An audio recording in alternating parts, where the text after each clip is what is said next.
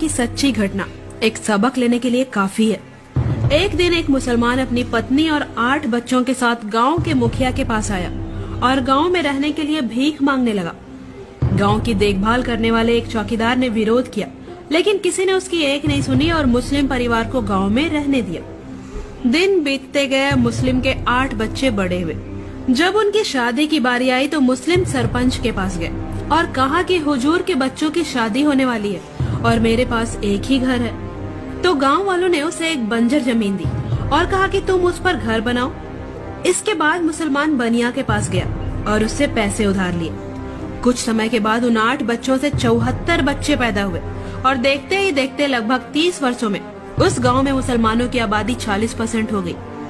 अब मुस्लिम लड़के अपनी आदत के मुताबिक हिंदुओं से झगड़ने लगे और अपनी औरतों और बहन बेटियों के साथ छेड़खानी करने लगे।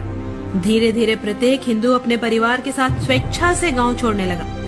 एक दिन गांव के मुख्य मंदिर को मुसलमानों ने तोड़ दिया और उस पर मस्जिद बनाने लगे। फिर बाकी हिंदुओं ने उन्हें रोकना शुरू किया। तब मुसलमानों ने कहा कि जो कोई अल्लाह के काम में बाधा डालता है उसे काट दो। बाकी हिंदुओं ने इस झगड़े में न पड़ते हुए गांव छोड़ दिया और जाते जाते रास्ते में चौकीदार से कहा कि हमने तुम्हारी एक नहीं सुनी और उस मुस्लिम व्यक्ति पर भरोसा किया, जिसके कारण ही आज हमें गांव छोड़ना पड़ रहा है। उस गांव का नाम पंचवटी